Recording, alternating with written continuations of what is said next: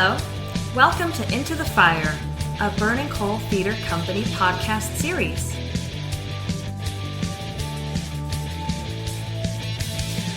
Hi, this is Jerome Davis. I'm the artistic director of Burning Coal Theatre Company, and I'd like to welcome everyone to Into the Fire, the Burning Coal Theatre Company podcast series on all things theatrical. Today we have a very special guest, Mike Payette, who is artistic director of one of the great new works theaters in North America. That would be the Tarragon Theatre in Toronto. Mike, welcome, and thank you for joining us today. Hey, thanks so much, Jerry, for the invitation. Glad to chat. Well, I am too. I'm fascinated by the Tarragon and by the work that's being done there. Let's start with that. Can you tell me a little bit about the Tarragon's mission and how you got involved with them and where they are right now? Yeah, absolutely. So Tarragon, as you mentioned, is it's a premier new work creation company, theater creation company based in Toronto, and it was founded by Bill Glasgow and Jane Gordon back in the early 70s, 1971, I believe. And so about 53 years ago. Back when people did that sort of thing, right? People did that sort of thing. It was a hot commodity to to start theater companies and not necessarily see into the future as to where we are now. But that's a different sectoral conversation. Indeed.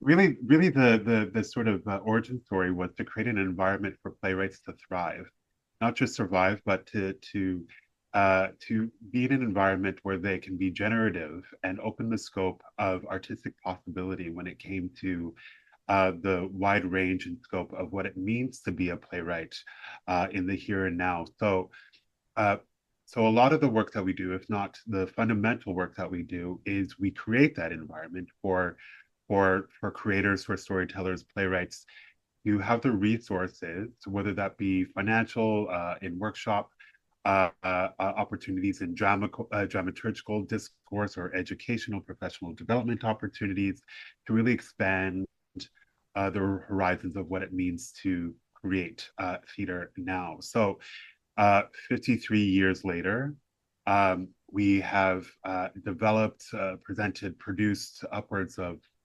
almost 300 new works that have become staples, not just here in Canada, but have sort of transcended certainly continental borders and have gone on internationally as well. We have this mantra of being the home of the Canadian playwright, and we've become sort of synonymous with that slogan. Because it is very likely that anybody who might have trained in theater or maybe even outside of theater would come across a script, certainly here in Canada, very more often than not, there was some sort of relationship to the Tarragon. Mm-hmm. And so we've had works, where playwrights have sort of had their start here at Tarragon, like Hannah Moscovich, who's extremely not only popular but one of the most forward contemporary voices. She did a residency back in the early 2000s, and now she's writing for Interview with the Vampire as one of the showrunners. And the list goes to like Wajdi Mouawad, who wrote Scorched, which became Incendie, which was an Oscar-nominated film. These are just some of the examples, and the list goes on and on and on. I came to Tarragon during Omicron. So this was during the pandemic. I moved from Montreal for this position as Tarragon's fourth artistic director. So this was in 2021. That was the season that I inherited. So there was certainly nothing going on in the world at that particular moment in time. So that's when I moved, and my work has really been about expanding the mission to ensure that the pillar of professional development and education, in particular, when it came to community engagement, was as championed as the work that we presented on the stage. So that's creating a bridge between the formidable and lauded work that the general audience sees, but also inviting them and communities that might not have had access to professional theater a way in behind the scenes as to what it means to be creating. So not a lot of people know what goes into new creation, or not a lot of folks know what dramaturgy is. Mhm. So we are very much a stalwart or steward in spreading the good word of that work. Yeah. Um, yeah. So I'm, uh, so I'm, I'm yeah. curious to know, do you feel like the walls have come down somewhat for that kind of work? It's interesting to me that in certain art forms, nobody would ever think, Bob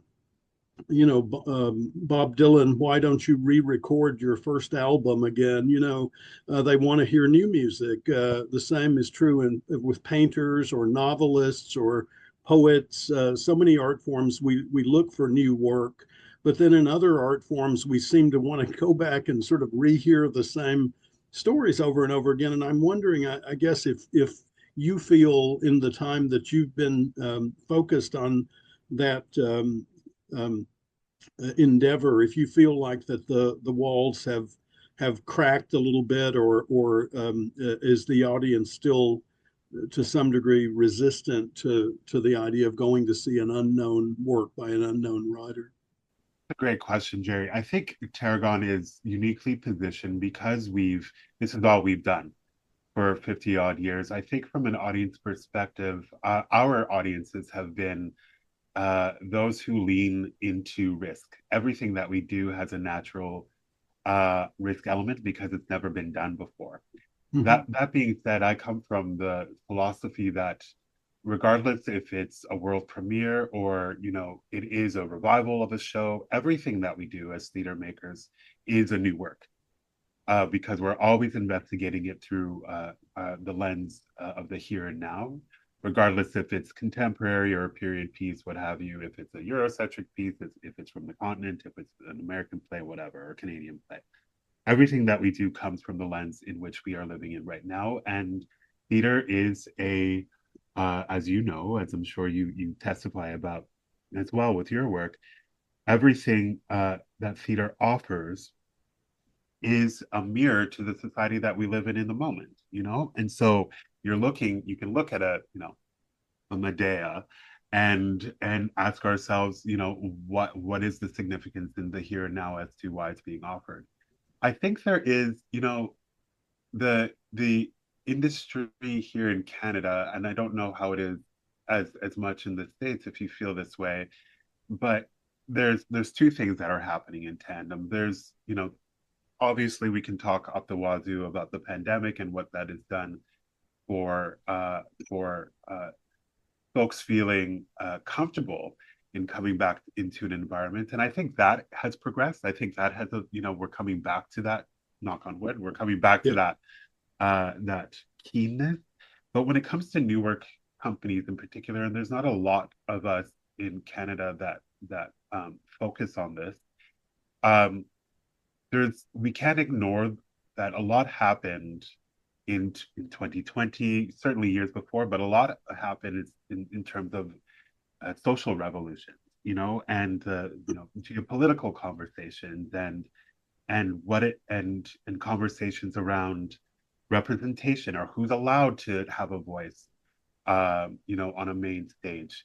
That scope has widened significantly, and I think that's a really exciting thing that audiences are really charmed about.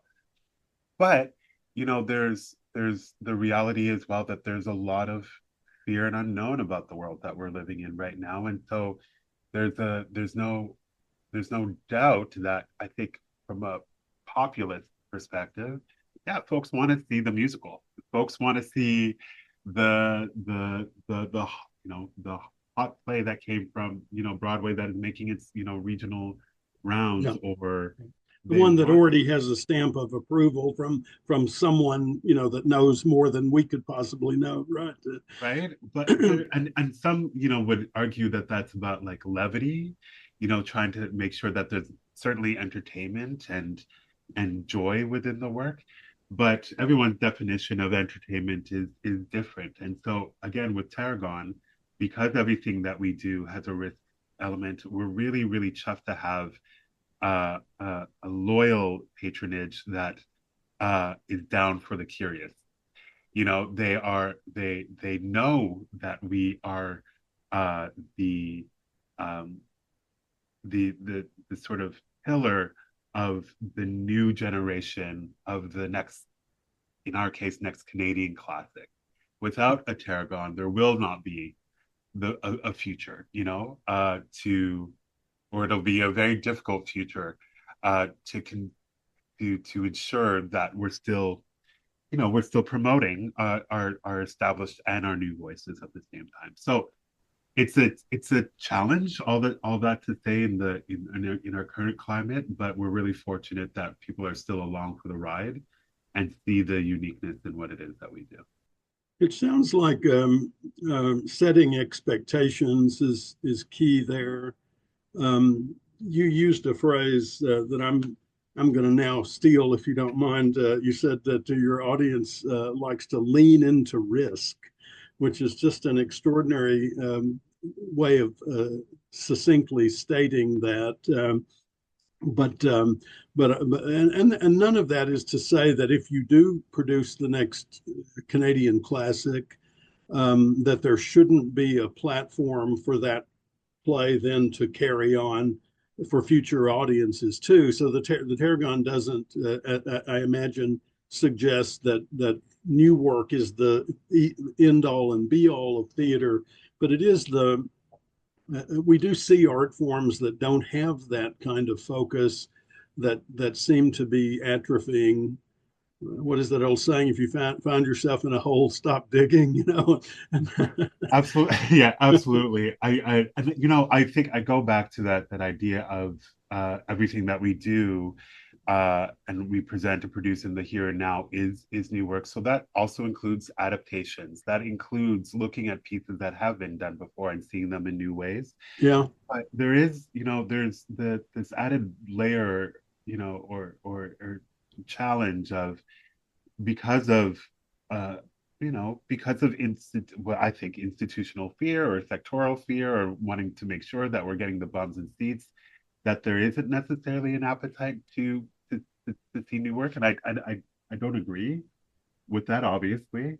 Um, but there's a reality that, some most often than not, you do a premiere of a show and then it's done, or at least that exists a lot in Canada. There's a joke from a dear established playwright, who sort of joked about, Canada where new plays die. So it's like you have the first go and then it doesn't have a second show. And I think there's similarities in the States depending Oh on the yeah. size Yeah. of organization. Yeah. And we have a responsibility, or I think Tarragon has a responsibility, to produce the work that we know will have long lasting effects. We're not trying to do the one off. We're trying to, again, build the future. So it's about building that next chapter in the scope of new work, the new contemporary work. You seem like quite a young man to me. How did you get involved in theater to begin with? You're from Montreal originally, is that Yeah, I was correct? born in Montreal, Quebec. I appreciate the young comment. I'll thank my genes for that. I'm older than I might perceive to be, but I'll joke that black don't crack in that sense. But I will thank my Right. genes for that. But no. That being said, I did start really early. As a child, I was a child performer in theater, and was very fortunate to be guided by some outstanding mentors that also shaped my formative years, after being a kid performer, to investigating, directing, and producing. I was in environments where I got to play at 16 years old and actually produce and direct something that was quite small, but it opened up the scope for me in terms of theater's impact beyond just being on the stage. And so that led to the creation of uh, an independent company that I founded in Montreal called Tarragon Theatre that is still around 20 years later. Right. Yeah, and I built that while I was in university with my co-founder, and I was also the assistant artistic director at Black Theatre Workshop, which is Canada's oldest Black theatre company, also based in Montreal. And then before here, I was the artistic and executive director of Geordie Theatre, which has toured to the States numerous times, which is a theater for young audiences company, and it's the largest English language TYA company in Quebec. And so, come hell or high water, the various influences in film and theater, this was the path. And so when this opportunity came about, it was definitely a challenge that I was looking forward to at a time that was challenging for the sector. And I'm really, really grateful to be a part of the legacy of Tarragon, but also just theater making in Canada. Actors have I've been busy. I'm tired, Jerry. yeah, no, I can't imagine what you mean by that. Actors and directors have role models, in evident around them, but artistic directors or leaders of arts organizations, perhaps less so. Is that did you have any life experiences that prepared you for that? Not necessarily theater experiences, but something that you look back and think, God, if I hadn't done that, I might not be able to handle this job quite as well. A really, really great question. And I don't know if I've thought about looking looking a little bit more deeply into that answer. But what I can sounding, didactic or even maudlin to a certain degree, I think, a lot of it comes from, or a lot of my curiosity comes from a philosophy of the value of theater. So I grew up again in Montreal in a pretty in a low economic area, and my Yeah, mom was a nurse, and she was an old school nurse, and she worked several jobs, and so I didn't see her quite a lot, but I remember there was an introduction to a theater troupe or what have you came to my elementary school when I was like 7 or something like that. And this is sort of related to life, and it's a theater thing at the same time. Um, I was a shy kid. I had a lot of health problems as well. Again, only child, like there was a lot of things going on. And there was this feeling of deep, deep isolation and not necessarily knowing what my voice was. And I couldn't, obviously at 7 years old, I wasn't able to articulate that at the time, but it was the correlation between that troupe coming to my school at the time when I, as a young human being, needed an outlet or a method to actually escape from whatever stuff I was going through, yeah, that gave me the sense of what theater could do.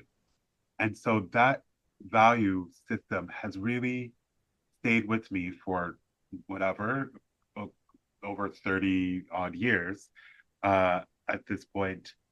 To It's not just about the art, it's not just about the art making. I fundamentally believe that theater can save lives. It saved mine. yeah, And that's why, I sort of double down on, it's what you see on stage, but it's the stories, it's the humanistic relationships that the stories convey that allow us to make meaningful change in our individual lives and our collective worlds. And so it's that, through trial and error, through growing up, through being responsive to whatever personal circumstances I was going through, that always recentered myself in realizing that my way in was through storytelling, whether it be on stage, off the stage, in film, behind the camera in some cases, and uh, and that's still, tried, tested, and true for myself. Whenever I'm in doubt or whenever I'm questioning a programmatic choice or a story or whatever, I go back to what is the impact going to be. And so that has uh, really been again, a steward for the kind of leader I wish to be. Um, because, great power, great responsibility, all those Spider-Man things, all of those things, are Yeah. very, very true. But we also have a responsibility to use our art for good. We can entertain and we can equally try to shape the kind of world that we want our next generation, ourselves and the generations after us to live in. So it's those are the things that the personal things that have guided me Yeah. uh and and yeah, they're good anchors for me in terms of leadership. Well, let's talk about that in the context of Paint Me This House of Love. Then, if you don't mind, we'll shift over to that. This is a play by Chelsea Woolley, who is Calgary-based playwright, and it premiered at the Tarragon Theatre in, I want to say, April or May of 2023, under your artistic direction. How did the play first come to you? What was your first reaction to it? And what was it like? What was the process like of developing that work and presenting it? Great. I met Chelsea while I was working at Geordie in Montreal. She's a graduate of the National Theatre School of Canada as a playwright, and she had written a TYA play. This was in 2017, I want to say, called The Mountain, which I ended up producing at Geordie, and I fell in love with Chelsea's ability, especially as a younger writer, as an emerging playwright at that time. Her sense of language, her devotion to language and form is really, really palpable. And that was in a TYA context. When I came across Paint Me, I had a host of plays that were, put on my desk, when I came in, when I started my tenure. And Chelsea's script was one of them. She had developed it as part of a unit, I believe, with Tarragon as well before I had come. And I read it and I was like, this is great, because here we have this really seemingly deceivingly simple story of a young woman who is existing in this world, certainly navigating herself in her mid 30s at this, I think, at this point, young mid 30s, and the encounter, the first encounter of her estranged father coming back after 25 years. She's been raised by her mom, up into this point. She has a complicated but an established relationship with her mom. And that is where the play opens. The play opens with this seismic shift in this woman who has been just fine without her dad, Yeah. and has created, or filled the gaps in in her lack of relationship with her dad, and has survived. She's been just fine. And then this dude shows up, right? This dude shows up clearly needing something from his daughter, which I won't spoil because you'll investigate that and your audiences will hear that in really exciting ways. Yeah. And that to me is inherently theatrical. That to me is like there's a really excellent conflict that is started structurally right at the top.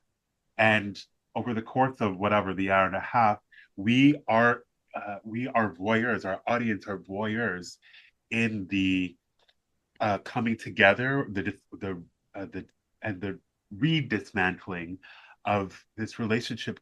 Are they going to make it? Is our question, and our hope is yeah, but it's extremely complicated as we start to navigate the questions of what are we, or what is Cecilia in this case, but what are we as audience members, as beings, willing to do or willing to make up for the sake of protecting ourselves, protecting our heart, protecting our souls, protecting our spirits, because we have all endured, difficult things. And when we're up against that, we're met with those things again, they can be really destabilizing. So that's what, from a very humanist perspective, that was something I was deeply attracted to. It also happens that I share a very personal story or kinship with Cecilia and Jules and Rondi. So I could identify with that very, very well. And then there's the second part, which again is the musicality of the text itself. Yeah. Chelsea writes like a composer. She it's like sheet music. It's very specific. It's all about rhythm. And she was curious about fragments, the notion of fragments, like the way we naturally speak, where we don't necessarily finish the thought, and someone else will jump in to complete that thought or interpret that thought.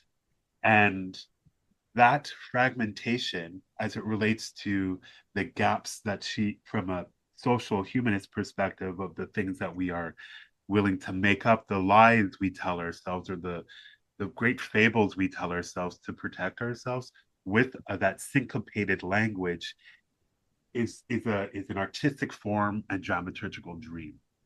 So it's extremely technical, and I loved that challenge. And Chelsea was really, really great in the continued development of the script, to make sure that there was a logic, working with me to make sure there was a logic in the syncopated rhythmic text, that there's still there's reason for every single line, even if the line is yes, or even if the line is OH. It's very inspired by Pinter, in his writing as well, in terms of that snappy text. And Chelsea just got it, and was and so for a place like Tarragon, again, which people like to lean into curiosity and lean into the risk, they like that challenge of being able to decipher meaning from a cerebral and an emotional place, to learn more about the characters and therefore themselves. So those were my relationships to the text, and it was really great fun. It was really challenging. I won't lie, because of the technical component, but the actors were exceptional in supporting that journey. You need three, especially the folks playing Jules and Cecilia, because Rondi, the mother, has a different style of text, and you can sort of get the reasons as to why Rondi, the mother, has a different text than Jules when it relates to what is the truth and what isn't the truth. There's a map in there. But yeah, you need really strong performers and a strong director, I guess, and a strong writer to really put that together and create that logic so the audience can go along for the ride. The mother doesn't have difficulty communicating. She has difficulty stopping, it seems to me. Yeah. And there's so those relationships, especially like single parent, and an only child, where you question, like, which relationship is more toxic, and Rondi, as much as she's the one who raised her daughter, and with an absent father, or without a partner, I should say, there's a level of there's complication in that as well. Especially when you're middle, getting to your 30s, 40s, what have you, and you still have that relationship with that parent. There's a dependency that is in question, and it becomes hard when that parent is also met up, or put up against losing that relationship. But yeah, she's also really funny. Rondi, it's also very, very funny. I love plays. The first thing I look for in a play is it fair?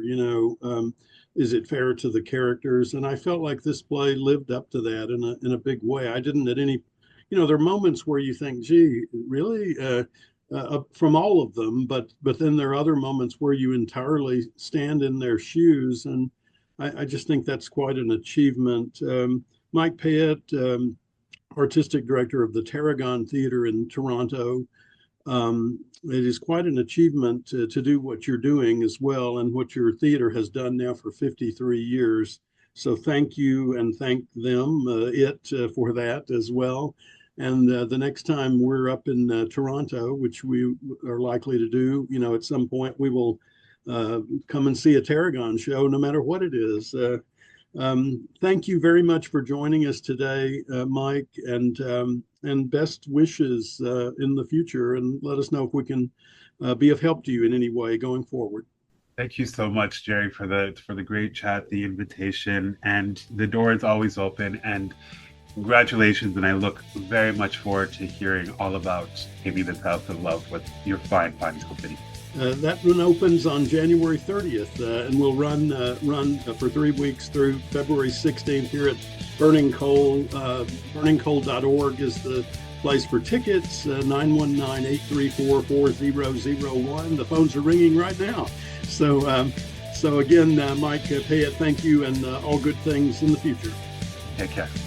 Take care.